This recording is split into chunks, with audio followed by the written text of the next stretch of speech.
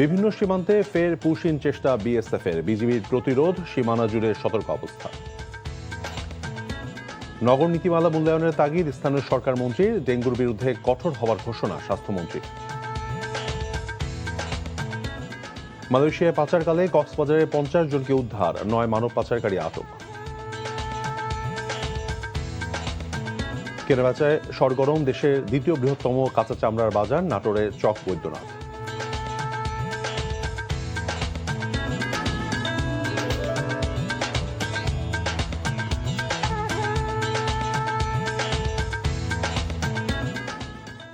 আসসালামু আলাইকুম, মীর তৌফিক হোসেন স্বাগত জানাচ্ছি এনটিভির দেশের খবরে। ক্রাউন 7 শিরোনাম দেখছিলেন, এবার বলছি পুরো খবর।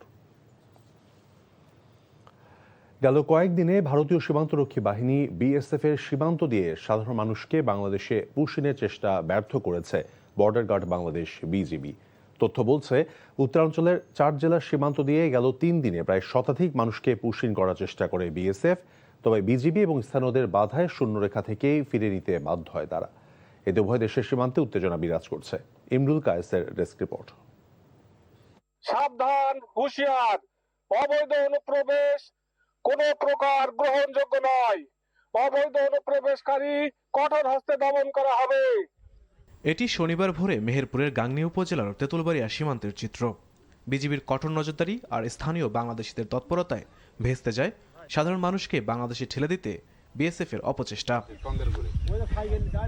এছাড়া বিএসএফ তেঁতুলবাড়িয়া সীমান্ত দিয়ে 6 জনকে অনুপ্রবেশ করানোর চেষ্টাও প্রতিরোধ করেছে বিজিবি জওয়ান ও গ্রামবাসী।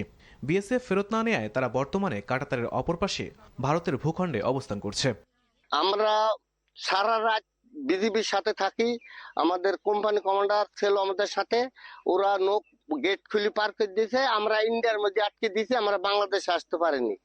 গত 3 দিনে দিনাজপুর, লালমনিরহাট, নওগাঁ, পঞ্চগড় ও চাঁপাইনবাবগঞ্জের বিভিন্ন সীমান্ত দিয়ে নারী, পুরুষ ও শিশুসহ অন্তত 105 জনকে বাংলাদেশে পুশিনের ব্যর্থ চেষ্টা করে বিএসএফ। বারবার সীমান্তে সাধারণ মানুষকে পুশিনের চেষ্টা প্রতিহত করতে কঠোর অবস্থায় রয়েছে বিজিবি। নারী, শিশু, বৃদ্ধ সহ 6 জন লোককে আজকে ভোরবেলা অর্থাৎ ফজরের সময় গেট খুলে আমাদের দিকে দিচ্ছিল। আমাদের টহল ফাঁটি এখানেই ছিল, তো এই টহল ফাঁটি তাদেরকে ওই দিক থেকে আসতে দেখে ওখানে হোল্ড করা এবং কি এইদিকে না আসার জন্য মাইকে অ্যানাউন্স করলে তারা ওই দেখতে পাচ্ছেন আপনারা প্রায় 50 গজ ভারতের অভ্যন্তরে ওখানে তারা এখন অবস্থান করছে। প্রতিবেশী দেশ থেকে সাধারণ মানুষকে ঠেলে দেওয়ার প্রবণতায় বেশ কয়েকবার দিল্লিতে চিঠি পাঠিয়েছে Dhaka. Imrul Kayes, NTV news desk.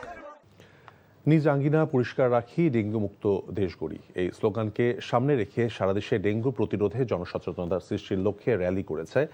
সকালে চট্টগ্রামের জেলা প্রশাসন এবং সিভিল সার্জন কার্যালয়ের পক্ষ থেকে র্যালির আয়োজন করা হয়। এ সময় বিভাগীয় কমিশনার ডক্টর মোহাম্মদ জিয়াউদ্দিন, জেলা প্রশাসক জাহিদুল ইসলাম মিয়া সহ অনেকেই উপস্থিত ছিলেন। গাজীপুর জেলা প্রশাসন, সিটি কর্পোরেশন ও জেলা সিভিল সার্জন কার্যালয়, শহীদ তাজউদ্দিন আহমেদ মেডিকেল কলেজ হাসপাতালের উদ্যোগে ডেঙ্গু প্রতিরোধ এবং সচেতনতামূলক র্যালি হয়েছে। এ সময় জেলা প্রশাসক নুরুল করিম ভূঁইয়া বলেন, মশা নিয়ন্ত্রণে কাজ করছে সরকার। এদিকে বরিশালে মশাবাহিত রোগ প্রতিরোধে সচেতনতামূলক র্যালি করেছে সিটি কর্পোরেশন। এ সময় জেলা প্রশাসক বিলকিস জাহান শিরিন উপস্থিত ছিলেন। ময়মনসিংহে ডেঙ্গু প্রতিরোধে পরিষ্কার পরিচ্ছন্নতা অভিযান এবং র্যালি হয়েছে। এছাড়া নাটোর, মেহেরপুর, যশোর, ঝালকাঠি, জামালপুর, সিলেট, ব্রাহ্মণবাড়িয়া, কিশোরগঞ্জ সহ সারা দেশে ডেঙ্গু প্রতিরোধে সচেতনতামূলক র্যালি হয়েছে।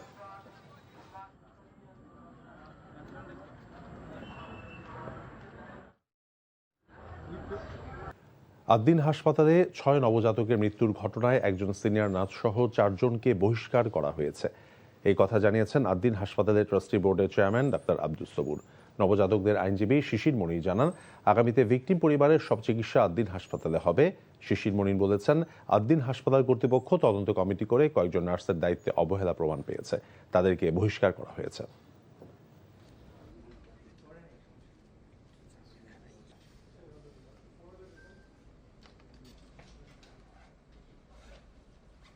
Health service must be sophisticated. Definitely, health service must be acceptable. এতে কারোই কোনো আপত্তি নাই, আপনারও নাই, আমারও নাই, কারোই নাই, কোনো পক্ষেরই নাই। কিন্তু আমাদেরকে এটাও নজরে রাখা উচিত বলে আমি মনে করি, সেটা হলো আপনি একটা জিনিসকে পানিশমেন্ট দিবেন accordings with law, then punishment দেন। কিন্তু এট দ্য সেম টাইম আপনাকে এটাও খেয়াল রাখতে হবে একটা পানিশমেন্ট ইম্পোজ করতে গিয়ে you should not lakh lakh লোকের ক্ষতি করাটাও ঠিক হবে না।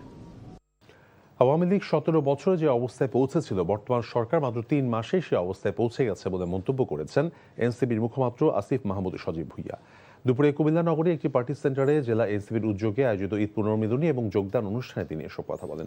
আসিফ মাহমুদ বলেছেন, বিএনপি দেশ পরিচালনায় পুরোপুরি ব্যর্থতা দিয়েছে। বিদ্যুতের দাম বাড়ানোর সমালোচনা করেন এনসিপির এই মুখপাত্র। পরে বিভিন্ন রাজনৈতিক দল থেকে আসা শতাধিক নেতাকর্মী এনসিপিতে যোগদান করেন। তাদেরকে ফুল দিয়ে বরণ করে নেন দলের কেন্দ্রীয় এবং স্থানীয় নেতারা।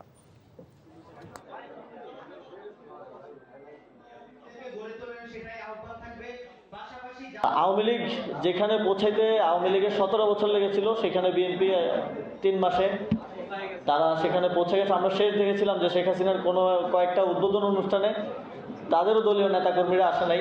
তো তাদেরকে আমরা তখন কথা বলতে শুনেছি যে তারা টাকা দিছে কিন্তু নেতাকর্মী নিয়ে আসে নাই তাদের নেতারা। তো একই অবস্থায় বিএনপি চলে গেছে। সাগর পথে মালয়েশিয়া পাচারকালে কক্সবাজারের টেকনাফে 50 জন ভুক্তভোগীকে উদ্ধার এবং 9 জন পাচারকারীকে আটক করেছে কোস্টগার্ড। দুপুরের সংবাদ সম্মেলনে coastguard Teknaf station commander lieutenant commander Mohammad Muktakin Siddiqui জানান, মালয়েশিয়ায় মানব পাচারের গোপন সংবাদের ভিত্তিতে গতকাল রাতভর টেকনাফ, শাহপুরী ও বাহারচড়ায় অভিযান চালানো হয়। অভিযান চলাকালে একটি সন্দেহজনক ট্রলারকে থামানোর সংকেত দেওয়া হলে ট্রলারটি সংকেত অমান্য করে সমুদ্রের দিকে পালানোর চেষ্টা করে। এ সময় ধাওয়া করে বাহারছড়া সংলগ্ন সমুদ্র এলাকা থেকে ট্রলারটি আটক করা হয়। আটককৃত ট্রলারে তল্লাশি চালিয়ে 50 জন ভুক্তভোগীকে উদ্ধার এবং 9 জন মানব পাচারকারীকে আটক করা হয়েছে। ভিকটিমদের 11 জন রোহিঙ্গা, বাকিরা কক্সবাজার সহ বিভিন্ন জেলার বাসিন্দা। উদ্ধারকৃতদের জিজ্ঞাসাবাদে জানায়, বিদেশে উচ্চ বেতনের চাকরি এবং উন্নত জীবনের প্রলোভন দেখিয়ে তাদেরকে টেকনাফ দিয়ে নিয়ে আসা হয়। পরে তাদেরকে গোপন আস্তানায় আটকে রেখে নির্যাতন এবং মুক্তিপণ আদায় করা হয়।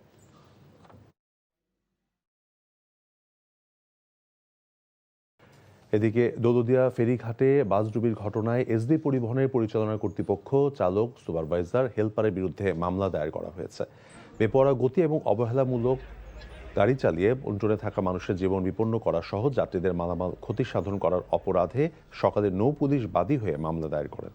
গতকাল ওই 3 জনকে আটক করা হয়। আজ চালক ঝন্টু আলী, সুপারভাইজার আজমল হোসেন এবং হেলপার সাকিব হোসেনকে আদালতে তোলা হয়েছে। চট্টগ্রামে নন্দনকাননে কতিপয় ইসকন সদস্য কর্তৃক বাসিন্দাদের হয়রানির অভিযোগ করেছেন সনাতন এলাকাবাসী। দুপুরে নন্দনকানন শ্রী শ্রী লোকনাথ ব্রহ্মচারী মন্দির প্রাঙ্গণে আয়োজিত সংবাদ সম্মেলনে বক্তারা অভিযোগ করেন, ইসকনের দীর্ঘদিনের বিরোধের জেরে শুক্রবার রাতে তারা হামলার শিকার হন। পরে পুলিশ ঘটনাস্থলে গিয়ে পরিস্থিতি নিয়ন্ত্রণে আনে। বক্তারা ঘটনার সুষ্ঠু তদন্ত, দায়ীদের বিরুদ্ধে ব্যবস্থা গ্রহণ এবং এলাকায় স্থায়ী শান্তি এবং নিরাপত্তা নিশ্চিত করতে সরকার ও প্রশাসনের হস্তক্ষেপ কামনা করেছেন। কুমিল্লার চান্দিনা উপজেলার ডাকাত সন্দেহে দেশীয় অস্ত্রসহ 5 জনকে আটক করে গণপিটুনি দিয়েছেন স্থানীয় জনতা। সকালে উপজেলার মালহিয়া ইউনিয়নের কুটুম্বপুর এলাকায় ঘটনাটি ঘটে। খবর পেয়ে পুলিশ ঘটনাস্থল থেকে আহত 5 জনকে উদ্ধার করে হেফাজতে নেয়। আটকরা হলেন ফারুক মিয়া, মনির হোসেন, রবিউল ইসলাম এবং মোহন ব্যাপারী। পুলিশ জানায়, তাদের ডাকাত সন্দেহে আটক করা হলেও অভিযোগ ওঠে ঘটনাস্থলে উপস্থিত কিছু ব্যক্তিদের কাছ থেকে স্বর্ণালংকার, নগদ টাকা, মোবাইল ফোন এবং তাদের ব্যবহৃত পিকআপ ভ্যান নিয়ে গেছে। বিষয়টি তদন্ত করে দেখছে পুলিশ। বগুড়ার গাবতলী উপজেলার রাজশাহী বিভাগীয় যুবদলের আয়োজনে শহীদ রাষ্ট্রপতি জিয়াউর রহমানের শাহাদাত বার্ষিকী উপলক্ষে আলোচনা সভা অনুষ্ঠিত হয়েছে।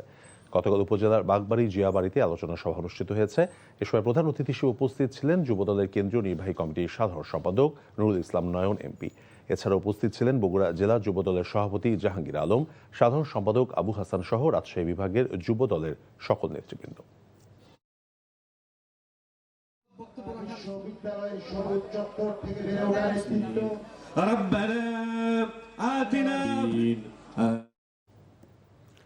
খেলার খবর। 2026 ফুটবল বিশ্বকাপ শুরু হতে বাকি আর মাত্র 5 দিন। 4 বছর পর পর যে ফুটবল উন্মাদনা শুরু হয় সারা বিশ্বে, বাংলাদেশও তার বাইরে নয়।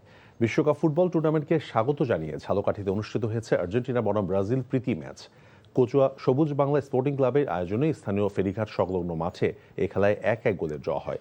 খেলাটি উপভোগ করেন 2 দলের সমর্থকরা। এদিকে তৃণমূলের ফুটবল প্রতিভা বিকাশে সিলেটের বালাগঞ্জ উপজেলার দেওয়ানবাজার ইউনিয়নে আয়োজন করা হয় ওয়ার্ল্ড ফুটবল চ্যাম্পিয়ন্স লিগ। টুর্নামেন্টের ফাইনাল ম্যাচে মুখোমুখি হয় 1 এবং 7 নম্বর ওয়ার্ড।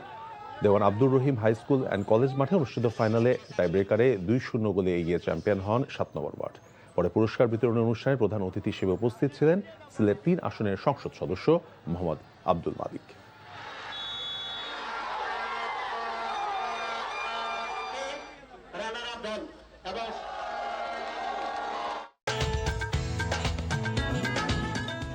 এই ছিল দেশের খবরে। এই খবরের ভিডিও শো আপডেট জানতে ভিজিট করুন এনটিভি অনলাইন www.ntvbd.com। এছাড়াও এনটিভির জনপ্রিয় সব অনুষ্ঠান এবং খবরের আপডেট জানতে ভিজিট করুন আমাদের ইউটিউব এবং ভেরিফাইড ফেসবুক পেজ। 6টা ইভিনিং নিউজ দেখার আমন্ত্রণ রইল। ধন্যবাদ সবাই।